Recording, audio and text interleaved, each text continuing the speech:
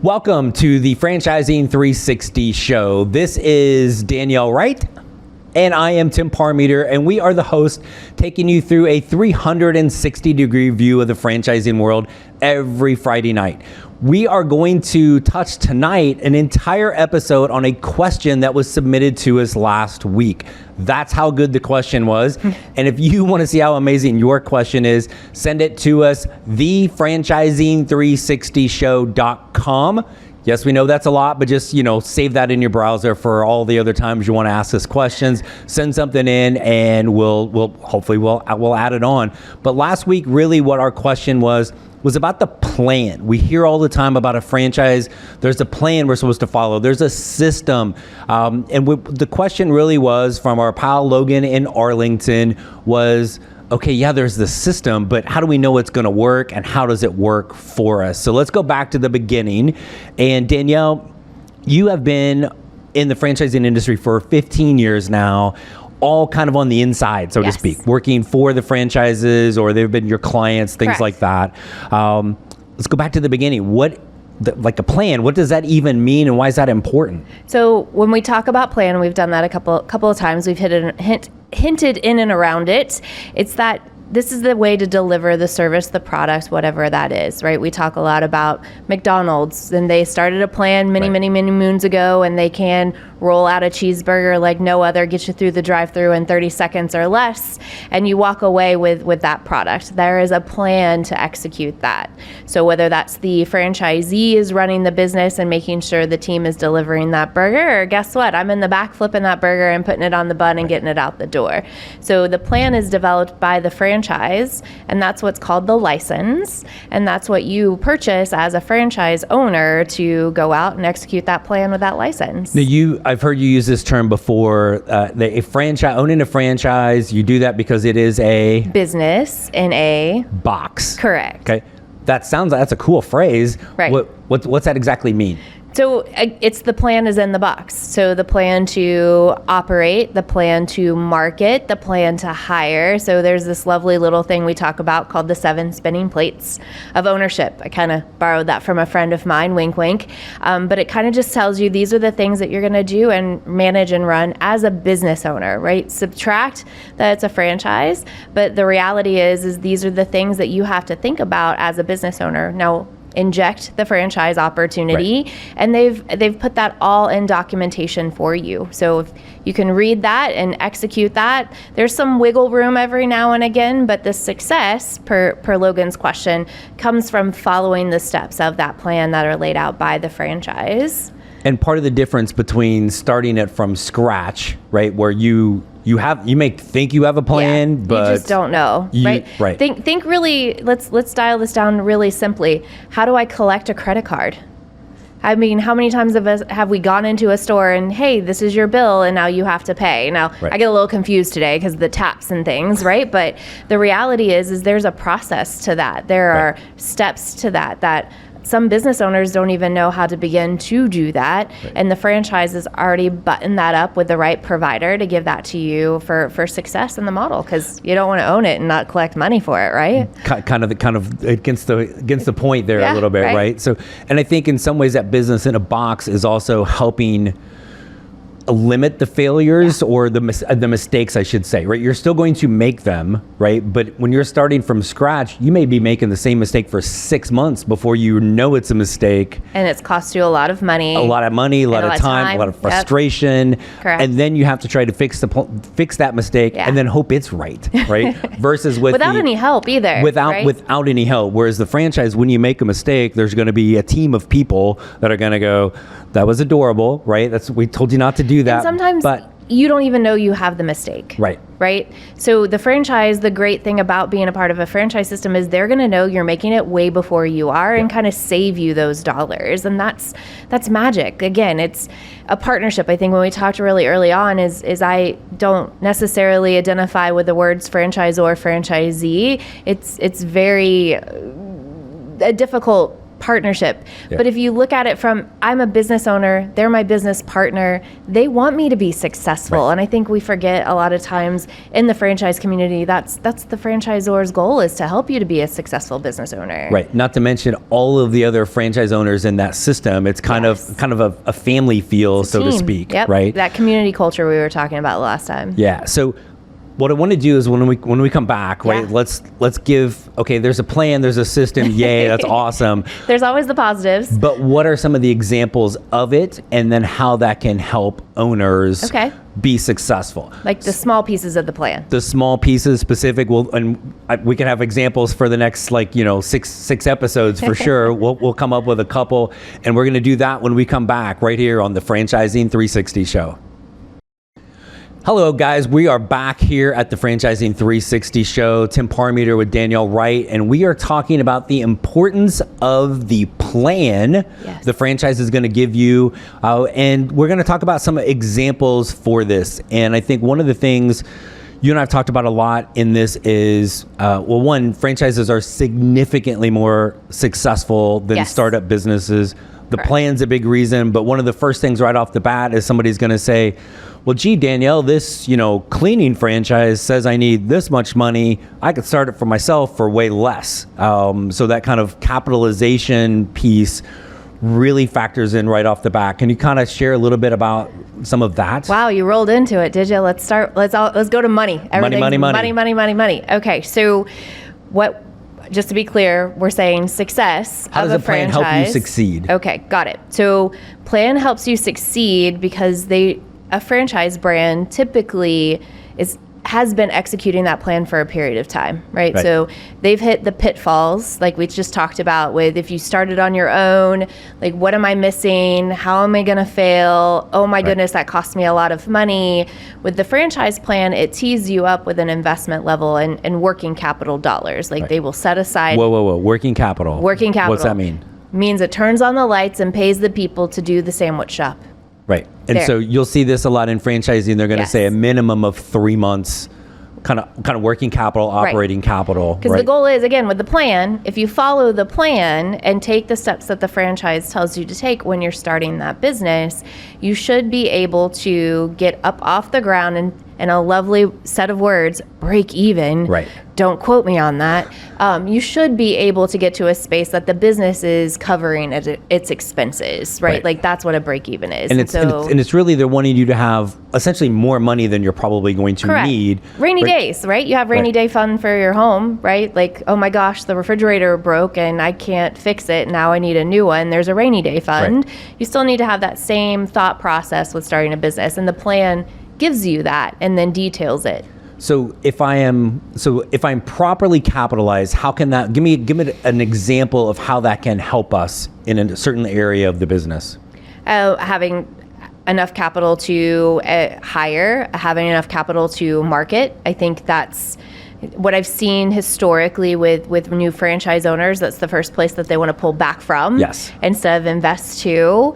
What have you seen with people that you've talked to? Without question, it's marketing and labor, the two places people are going to be cheap, right? And so you're like, well, I'll spend money on marketing once I get some revenue coming in. And you just want to face plant, you can't. So being properly, you can, but that's not gonna following the plan. It's not going to work well, been talking about. Right? So having that, again, capitalized properly or over-capitalized, make sure from a marketing standpoint, and especially at the beginning, because this is your area, right? As the marketing side of things is making sure that we're, again, not being cheap. But how does not being cheap help us succeed, especially at the start? Well, because like anything, if you do it halfway, you're going to get what result? Right? Half. It would probably not even, right? Right. So the reality is part of the plan that we're talking about is the franchise has gone through many iterations of how much should you spend, what's going to get you the right return on your dollar. Because you don't want to just spend $3,500 and say, where did it go? I had no one come into my sandwich shop, right? So, but how do I know where to spend? And I'm going to spend the money now. And again, the plan. So we've talked plan high level as the purpose, but the space goes down to that 7 spinning plates. Right? One of those plates is marketing, and we're going to stick there because it's a fun and easy place to. It's the one thing I know most of my clients will tell you, I do not know anything about marketing. Great. The franchise does. Right. Or it can be scary almost, Correct. right? But if without marketing in some sense, like probably rule number one as a business owner, good idea to have customers, folks, right? So how are we getting them? Guess what? Right. It's marketing. So drill down really detailed, like I'm going to spend do we have time for that? I'm going to spend my money on this part of the marketing plan. What would that look like? And there's no just one spend. Let's be clear about that. In today's environment, I think a lot of people would know, hey, there was a time when we just invested in being in the telephone book, right? We talk a lot about that AAA plumbing, right? So you have to invest in all spaces, and it's not always dollars, it is time. Right. So as franchise owners, if you don't have the time, you're going to have someone in your organization that has the time. Right. There's the networking, there's the social... Another evil word, I know, networking. but social media, I mean, we are really driven by a digital marketing element, and that doesn't come or free. Even Google, right? Like how many times are people going to... And people use Bing, like, whoa, like, hold on, what is that? Right, yes, I know. My Yahoo email is coming back into play. That's awesome. So, but even like Google, and I'm going to type in, whatever, cleaners near me. Yes. Right. The franchise has that plan, those fun letters, SEO, which not everybody can spell SEO. They don't all know what it means. But again, this is back to the plan, right? To the plan. Like everything you're going to talk about is going to have 7, 10 different layers into it. So the overall plan means a franchise has thought through all of these things, has kind of designated how much money you need to put into each of those to render the successes that you want to see. So to your customer client who thank you for submitting the question.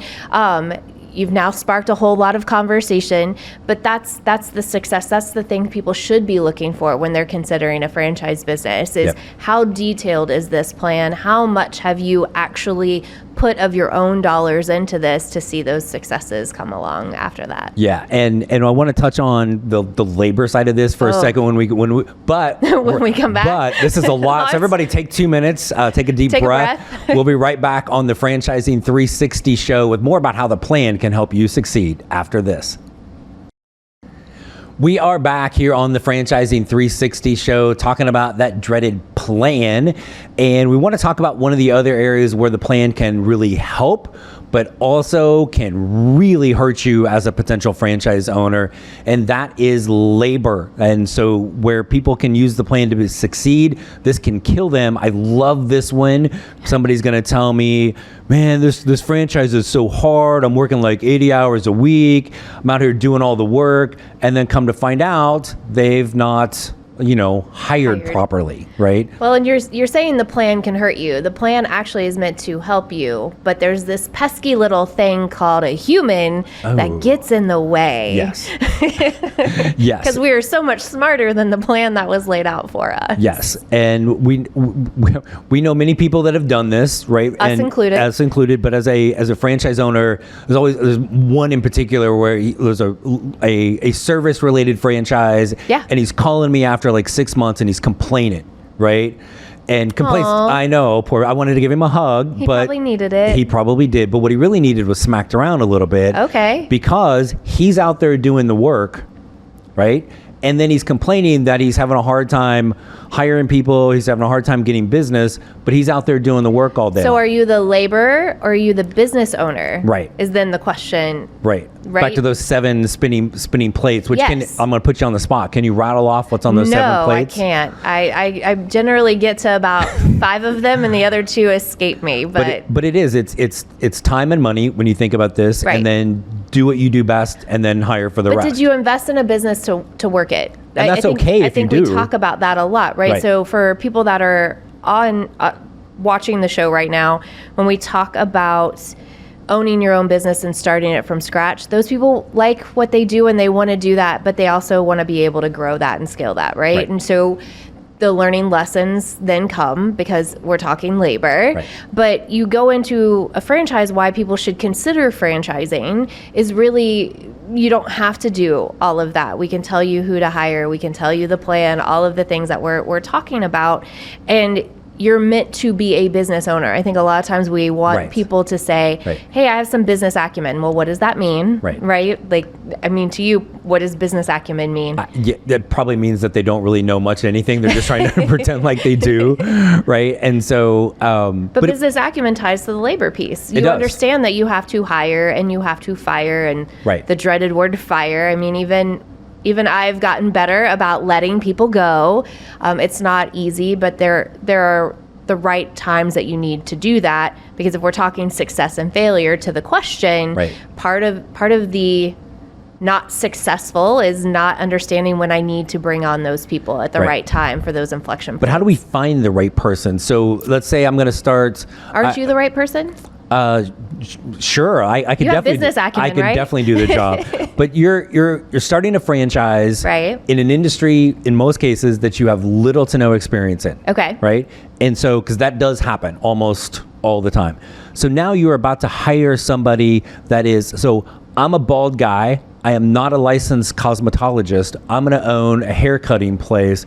How in the heck do I know how to hire somebody for that? How does that franchise plan help me with this? So the franchise plan will give you job descriptions, will give you interview questions. This is a big piece that I want the viewers to know and hear, is franchises are independently owned and operated. Right. That is big to understand. The franchise itself cannot tell you who to hire. They cannot Right. tell you who to let go. They can give you the best practices, because I don't know HR.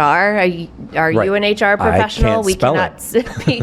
We can't speak to the legalities of that, and the franchise doesn't either. Again, it's the business in the box. It's the plan. It's how to execute in the market. So, to the same thing with hiring labor, Right. is they give you the keys to, these are the job boards that you should place the job description on. These are the interview questions that you should ask.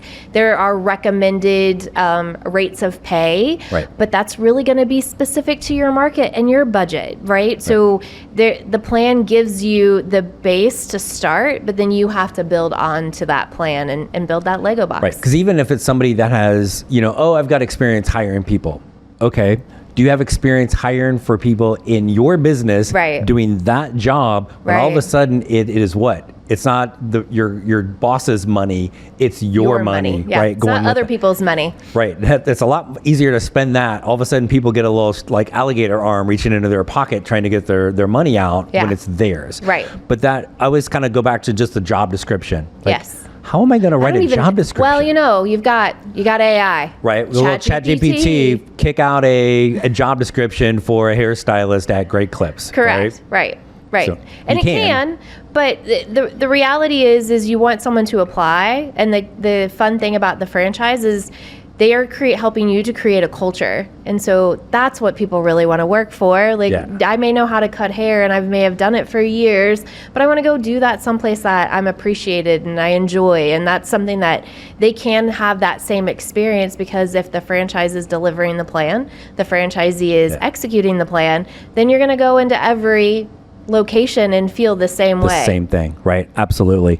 I want to ask you one question when we come back on the potential failure of a plan. Yep. But really the whole labor and the marketing thing. I mean, we can and probably will do entire episodes on each of those just because we can go so deep. But we're going to come back a little bit more about the plan, how it can help you or how you can mess it up, basically, right after this on the Franchising 360 show. All right, and we are back here on the Franchising 360 show. This lovely lady next to me is Danielle Wright. I am Tim Parmeter. We're talking about the importance of the plan the franchise has given you, how it can help you succeed, and also how you can kind of mess it up.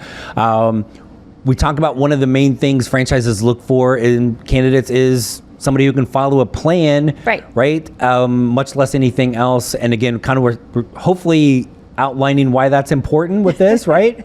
I think we've talked about it a lot. We're good. Yeah. But I think the question really was also hitting into how can you fail at it? Right. Like, why, if I buy into a franchise that gives me this plan, this great business in the box, and I've got the business acumen, I got the capital, how do I fail? How is that possible? Have you seen failures? It is almost always either like we're not following the plan. We're just, I know you told me to do that, right? Okay. But I always like kind of equate it to parent-child right? Like you're telling your kid, don't touch the stove, it's hot, don't touch it, don't touch it. And then they start screaming, Mom, Mom, Mom, I burned my hand. You want to go, well, no crap, kid, right? But follow, because sometimes it's really Follow that the simple. rules. Yeah. And you've talked about this before of like being coachable, teachable. Yes. Right? If to me, I think that business acumen, okay, whatever. Are you coachable? Right? If not, Or do you take direction? Right. Are you, a bigger piece that I've learned is raise your hand. Yes. I think we tend to be humans that I don't want to say I don't know. Right. Ooh. Like I don't want to ask questions. I don't want to seem like I don't know what I'm doing, but I would rather you ask a bunch of questions than to lose hundreds of thousands of dollars. Right. Like ask the question. If it keeps $100,000 in your pocket, would you not ask the question? I probably would do it if it was $100 in my pocket, right? Yes. And not just ask the question. And again, this is as we're just really getting rolling with the show. Probably a whole nother episode just on the support, but it's not always the franchisor. It could be franchise owners. There's so many people you can reach out to. There's still the human element to this. Yeah. Like we were talking before we went to break. There is only going to be so much the franchise is going to be able to do for you. You're an independently owned and operated business. They saw something in you early on that said, okay, you're going to be a great business owner. Now, mind you, we always say on the inside of franchises, the time that we think they're going to be great, really not so great. And then the time that we're like, well, we're not really sure about that person. And they come out and they're franchisee of the year by doing so well in their businesses. So because they put their head down and they do the work and they follow the plan. They follow the plan and they have their successes, right? It's failures do exist. You will see them in franchising. Yes. We talk about it all the time. Yep. And you say a lot. What is it that people are entitled to? You have the right to fail. Yep. Right? Whether it's, I always equate it to college, right? You can go, you can go to college, you can pay your tuition, and you can not go to class. You can flunk out. Yep. I have undergrad transcripts the first couple years that can show you being really close to that. And C's get degrees, people. But again, if you don't want to fail, you're usually not going to. Right. And I think that's a lot of what the franchise stands behind when it says it has the plan, is that we really just need to make sure that we all are working together for the success, not the ultimate failure. Exactly. So, you know what? That's enough of Logan's question. We've given him a whole episode. You got a whole thing, but it was a good question. It needed its time. It was a great question. We have another one we're gonna ask and answer really fast right here. Is we had from Dave from Birmingham, Alabama. Okay. Love Birmingham. Love and Dave. So he asked the question really everybody asks, or it's at least all on their mind whether they're gonna have the courage to just come right out and ask, how much does it cost? Oh. There's no way we can answer that in the next 60 seconds. Maybe, we can. Maybe we'll do it on the next episode. It costs a little, but it can also cost a lot. Great. Dave, there's your answer. Hope you like that. We'll get you a better answer next week. Tune in. But we're also going to get you one of these fine little mugs sent out to you. And then next week, we are going to dive into how much does it cost to become a franchise owner. Remember, if you, like Dave, would like to get one of these fancy little mugs. Or Logan in Texas. Promise it's on the way, Logan. Just be patient. It's in the mail, like with the check. TheFranchising360show.com is where you send us the questions. In the meantime, between next Friday, if you can't wait and you want to learn more about franchising, we do also have this cool podcast called Franchising 101, 200 plus episodes, wherever you listen to your podcast. But check that out as well. Until then, this is Danielle Wright. That's me. And I am Tim Parmeter, and this has been the Franchising 360 Show. Thanks so much for tuning in. We'll catch you next Friday night.